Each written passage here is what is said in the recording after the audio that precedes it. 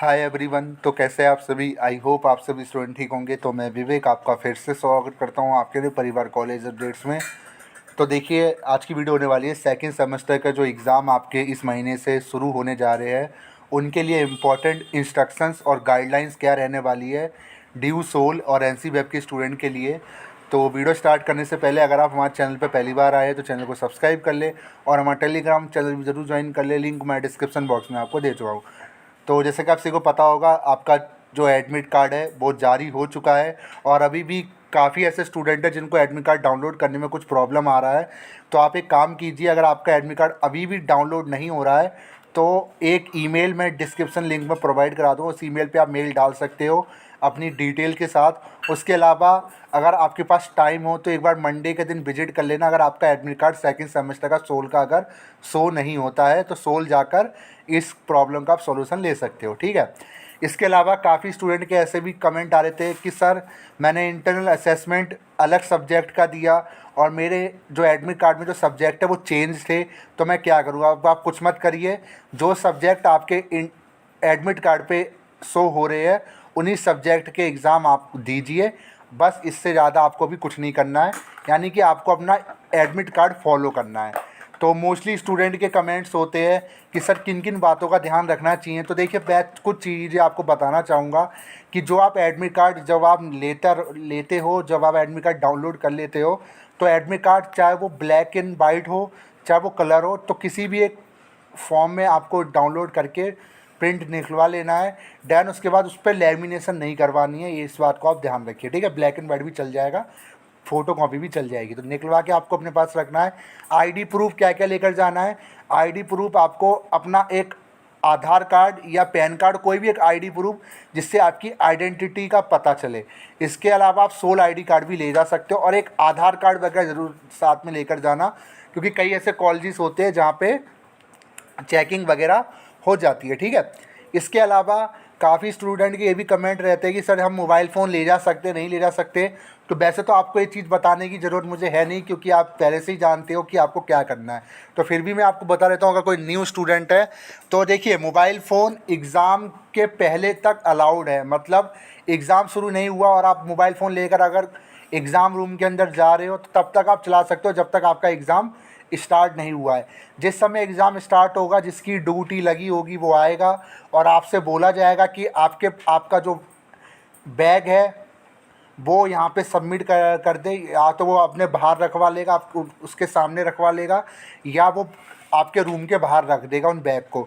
और आपसे बोला जाएगा कि कोई भी ऐसा सामान जो एग्ज़ाम रूल को ब्रेक करता है, जैसे ईयरफोन हो गया, ब्लूटूथ हो गया, मोबाइल फ़ोन हो गया, स्मार्ट वॉच होगी, उनको उतार कर निकाल कर अपने बैग में रख दे, या आप टीचर के सामने भी सबमिट करा सकते हो।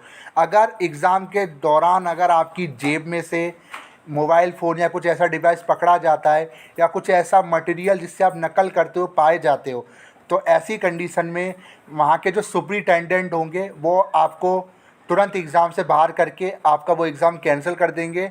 तो और उसके अलावा आपके ऊपर यूएफएम का जो एक्ट है वो लगा दिया जाएगा, जिससे कहीं ना कहीं आपको आने वाले टाइम पे प्रॉब्लम देखने को मिल सकती है। तो ऐसा काम मत करना, ये चीज़ मैंने आपको बता दी है। एक चीज़ और, काफ़ी स्टूडेंट के कमेंट आते हैं सर डेट शीट में टाइमिंग अलग है और एडमिट कार्ड में टाइमिंग अलग है, तो मैं किस टाइमिंग में एग्ज़ाम देने जाऊं। तो आपको एडमिट कार्ड पे जो टाइमिंग है उसी टाइमिंग को आपको फॉलो करना है। इसके अलावा एक चीज़ और मैं आपको बता दूं, काफ़ी स्टूडेंट के मैंने कमेंट ये भी देखे कि वो कह रहे हैं कि सर जैसे मेरा इवनिंग का एग्ज़ाम है या मेरा मॉर्निंग का एग्ज़ाम है, क्या मैं दूसरी शिफ्ट में एग्ज़ाम दे सकता हूँ? नहीं दे सकता जी, नहीं दे सकते आप। मान लीजिए आपका मॉर्निंग का एग्ज़ाम है और अगर आप मॉर्निंग के एग्ज़ाम को मिस करते हैं टाइमिंग के हिसाब से, तो आप ये सोचते हो कि मैं इवनिंग में जाके दूंगा क्योंकि डेट शीट में तो 2 टाइमिंग है। तो ऐसा अलाउड नहीं है, उसी टाइमिंग पर आपका एग्ज़ाम होगा। जो अटेंडेंस शीट लगेगी वो उसी टाइमिंग पर आपकी आएगी जब आप एग्ज़ाम देने जाओगे, जो एडमिट कार्ड पे आपको मेंशन की गई है।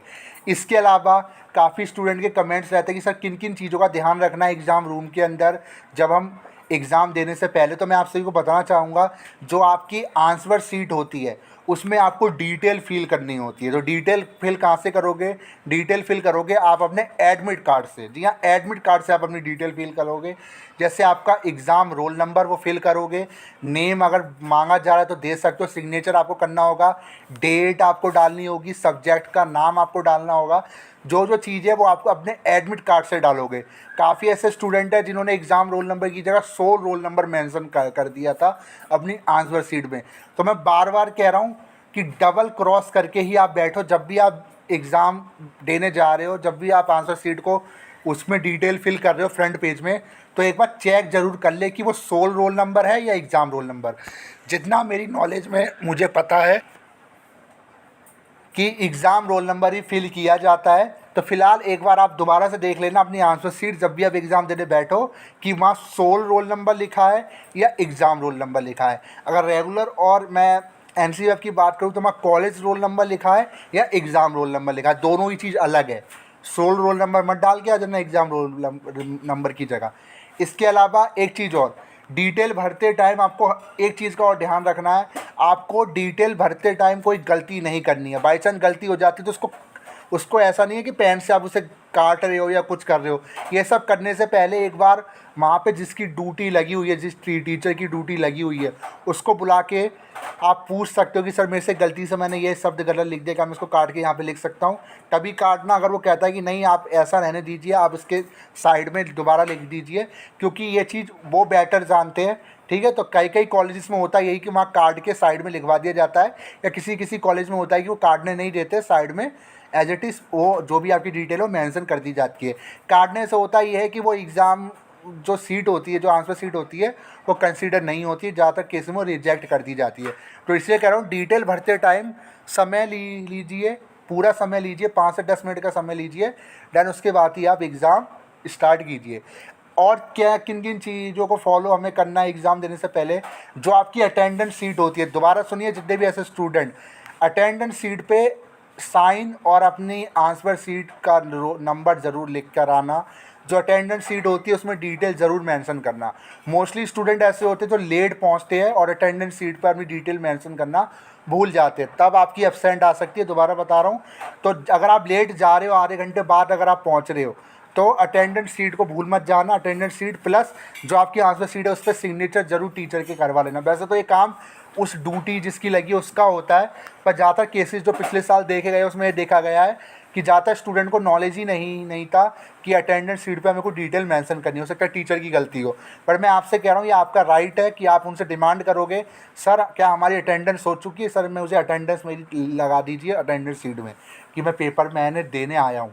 ठीक है, तो ये चीज़ ज़रूर कर लेना, इस चीज़ को भूलना मत।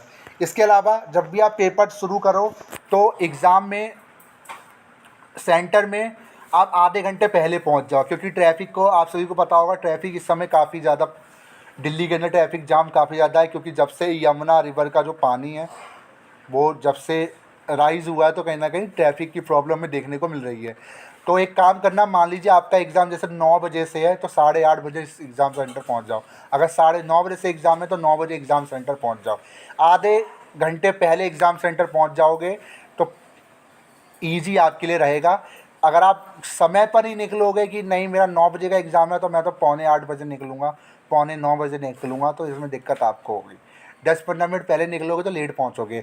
एंट्री की बात कहूँ तो आधे घंटे का आपको टाइम मिलेगा। मान लीजिए जैसे 2 बजे का एग्ज़ाम है, ठीक है, तो 2 बजे का अगर एग्ज़ाम है या 3 बजे का एग्ज़ाम है तो 3:30 तक आपकी एंट्री हो सकती है। अगर 3 बजे का एग्ज़ाम है, अगर 2 बजे का एग्ज़ाम है तो 2:30 बजे तक आपकी एंट्री होगी। उसके बाद गेट क्लोज कर दिए जाएंगे, आपको अब्सेंट दे दिया जाएगा। तो कोशिश कीजिए पहले पहुंचने की। बाकी अगर लेट पहुंचते हो तो लेट पहुंचने के बाद अटेंडेंस सीट पे अपनी डिटेल ज़रूर मेंशन कर दें। इसके अलावा जब भी आप पेपर लिखना स्टार्ट करते हैं तो कोशिश कीजिए जो भी आप आंसर लिख रहे हो वो गुड क्वालिटी का आंसर होना चाहिए। मतलब कि जब भी आप आंसर लिख रहे हो तो उसमें आप पॉइंट वाइज ज़्यादा लिखें, उसे अच्छे से एक्सप्लेन क्या करें, उसकी परिभाषा, उसकी विशेषता वगैरह आराम से आप उसे एक्सप्लेन करोगे, ताकि जो एग्ज़ामिनर है वो अच्छे से पढ़ पाएगा और आपको अच्छे से नंबर देगा। निष्कर्ष ज़रूर लिखिएगा जो भी थ्योरी के अगर एग्ज़ाम या क्वेश्चन पूछे जाते हैं एग्ज़ाम में, तो निष्कर्ष ज़रूर लिख कर आइएगा। निष्कर्ष से आपको 2-3 नंबर एक्स्ट्रा मिल जाते हैं। ठीक है। इसके अलावा ब्लैक पेन का आप यूज अंडरलाइन के लिए कर सकते हो, जहाँ भी आप जो चीज़ हाईलाइट कर रहे हो। इसके अलावा जो ब्लू पेन है उसका जो यूज है आप आंसर लिखने में कर सकते हो। ठीक है। और ब्लैक पेन क्वेश्चन लिखने में, क्वेश्चन लिखने की कोई ज़रूरत नहीं है, आप क्वेश्चन नंबर डाल के भी आंसर डायरेक्ट शुरू कर सकते हो। ठीक है। सबमिट करने से पहले आप अपने जो क्वेश्चन है उनको एक बार ज़रूर देख ले कि जो आपने आंसर दिए उन क्वेश्चन के क्या वो प्रॉपर दिए है, जो जो पूछे गए वो सारे आपने दिए नहीं दिए। क्योंकि एक बार सीट सबमिट हो जाने के बाद अगर आपको बाद में याद आना है कि वो नहीं मेरा तो एक क्वेश्चन रह गया है तो मैं दोबारा मांग लूँ, तो वो नहीं मिलेगा। ठीक है। तो इन चीज़ों का ध्यान रखना है आपको। इसके अलावा एक चीज़ का आपको और ध्यान रखना है कि चीटिंग करने से बचना है, क्योंकि अभी चेकिंग थोड़ी ज़्यादा हो रही है दिल्ली विश्वविद्यालय के कॉलेजेस में। अगर आप पकड़े गए चीटिंग करते हुए तो मैं सही बता रहा हूँ, आपका पेपर तो कैंसिल होगा, परेशानी अलग से होगी, चक्कर लगवा दिए जाएंगे यूनिवर्सिटी ऑफ दिल्ली के। तो नकल मत कीजिए, कोशिश कीजिए खुद से करने की। और जो नहीं आता तो आप थोड़ा सा टीचर से हिंट ले सकते हो, क्योंकि कहीं कहीं टीचर भी काफ़ी अच्छे मिल जाते हो, थोड़ा बहुत हिंट दे देते, तो आप पूछ सकते हो, ऐसी कोई दिक्कत नहीं है कि सर ऐसे मुझे ये क्वेश्चन समझ में नहीं आ रहा कि इसमें क्या बताया गया, मुझे थोड़ा समझा दीजिए, तो आप पूछ सकते हो। क्योंकि कुछ कुछ क्वेश्चन ऐसे होते हैं जो समझ में नहीं आते, तो आप वहाँ पे जिनकी ड्यूटी लगी होगी उनसे प्रॉपर आप वे में पूछ सकते हो। बाकी आगे पीछे आप किसी भी स्टूडेंट से पूछने की अगर गलती आपने की, अगर आप टीचर की निगाह में आ गए तो आपका पेपर कैंसिल हो जाएगा। टीचर से पूछ सकते हो, किसी स्टूडेंट से पूछना मत, वरना चीटिंग करते हुए उसमें आ जाओगे आप। ठीक है ना। और इसके अलावा एक चीज़ और, मैं मोस्टली स्टूडेंट को बार बार यही कहता हूँ कि जब भी आप पेपर लिख रहे हो तो आराम से लिखिए और थोड़ा स्पीड में लिखिए। वर्ड लिमिट का ज़रूर ध्यान रखिए। अगर 20 नंबर का, अगर कोई क्वेश्चन 15 से 20 नंबर का पूछा गया है तो कम से कम 4 से 5 पेज आपको लिखने होंगे। 4 से 5 पेज कैसे, आगे पीछे मिला के 2 पेज, एक पेज होता है, एक सीट होती है, आगे पीछे मिला के 2 पेज आपको गिनने, यानी टोटल 2 सीट में 4 पेज होते हैं। तो 4 से 5 पेज आपको लिखना है अगर 15 से 20 नंबर का अगर आपका क्वेश्चन अगर आया है तो। इसके अलावा दूसरा जो चीज़ आपका रहेगा वो ये रहेगा कि अगर 10 नंबर का क्वेश्चन आ रहा है तो उसमें आपको 2 पेजेस में लिखना है। 5 नंबर का आ रहा है तो 1.5 पेजेस का आपको लिख कर आना है। ठीक है। तो ये इंपॉर्टेंट इंस्ट्रक्शंस और गाइडलाइंस थी एग्ज़ाम जुलाई 2023 सेकंड सेमेस्टर के लिए। तो बाकी ये आज की वीडियो ऑल स्टूडेंट के लिए जो जिनके भी एग्ज़ाम इस महीने से स्टार्ट होने वाले हैं। जब भी एग्ज़ाम शुरू करो डिटेल ज़रूर देख लेना, जो भी चीज़ है क्वेश्चन पेपर ज़रूर पढ़ लेना, उसके बाद ही आगे बढ़ना स्टार्ट करना। तो वीडियो कैसी लगी ज़रूर बताइएगा।